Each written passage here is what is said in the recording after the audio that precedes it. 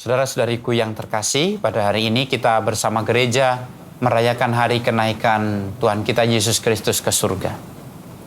Pada permenungan kali ini, kita akan diajak untuk melihat karya terbesar Allah dalam hidup kita. Biasanya seorang pemimpin seringkali membutuhkan wakil. Maka karena itu, ketika ada presiden, ada wakil presiden. Ada gubernur, ada wakil gubernur. Atau di lingkup yang paling kecil, ada ketua kelas, ada wakil ketua kelas. Hal itu menunjukkan memang bahwa seorang pemimpin seringkali harus didampingi ataupun memiliki seorang wakil. Yang kemudian kalau dia berhalangan atau tidak bisa melaksanakan tugas, ia mempercayakan tugas-tugasnya pada wakil ini. Biasanya wakil itu adalah seorang yang bisa memahami apa tanggung jawab dan tugas dari pemimpin itu. Bahkan boleh dikatakan kemampuan dia kurang lebih sama. Apa yang dilakukan oleh pemimpin biasanya juga mampu dilakukan oleh wakilnya. Maka tanggung jawab yang akan diberikan oleh pemimpin ini kepada wakilnya biasanya tanggung jawab yang memang bisa dipercayakan, bisa dikerjakan oleh pemimpin itu. Hari ini kita merayakan Yesus naik ke surga. Kita tahu bahwa Yesus adalah seorang pemimpin. Dialah pemimpin kita yang paling unggul.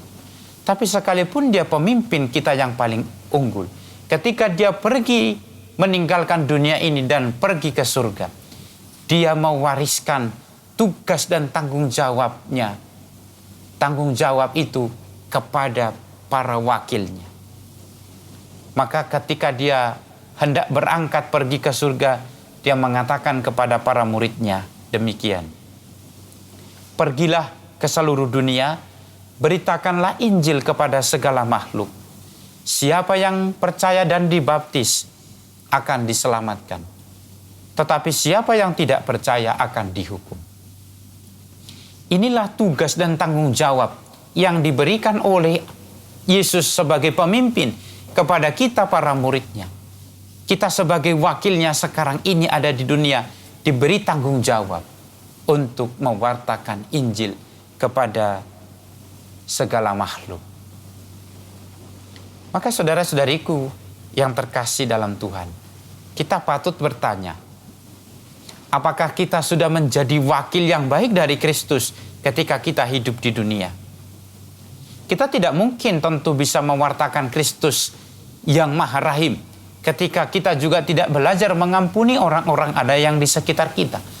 Kita tidak bisa menjadi pewarta dari kabar gembira ketika hidup kita belum dipenuhi oleh kegembiraan dan sukacita.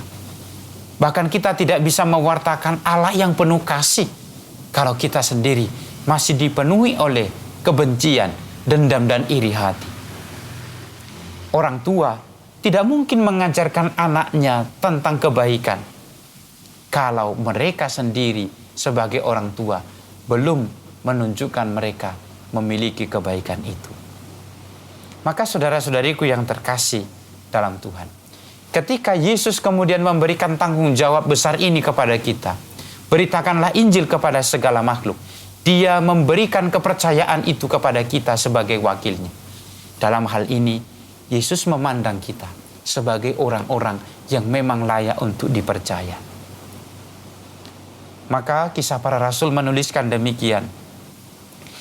Tetapi kamu akan menerima kuasa.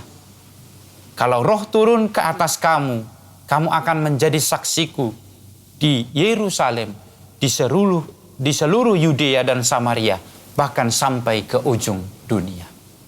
Maka saudara-saudariku, ketika kita dipercaya oleh Yesus sendiri sebagai wakilnya, kita bukan hanya dipercaya begitu saja, tapi Yesus juga menegaskan bahwa ketika Roh itu diberikan, dikaruniakan dan turun atasmu, Roh itulah yang akan membuat kamu mampu untuk mewartakan kabar gembira bahkan di seluruh dunia. Maka saudara-saudariku yang terkasih, mari kita ingat dan sadari kembali bahwa memberitakan Injil ke seluruh dunia bukan pertama-tama kita harus pergi kemana-mana bukan pertama-tama kita harus pergi ke seluruh dunia, mengelilingi dunia. Tapi kita hendak disadarkan bahwa mewartakan Injil ke seluruh dunia, menjadi murid Kristus yang sejati di tempat di mana kita tinggal. Maka tugas mewartakan Injil itu tidak melulu hanya sebagai orang berkhotbah di satu tempat, tapi lebih-lebih kita diajak untuk menjadi murid yang sejati. Maka jika Anda sungguh-sungguh menjadi Kristen yang sejati, menjadi orang Katolik yang sejati, Anda tidak perlu mengajak orang untuk menjadi Katolik.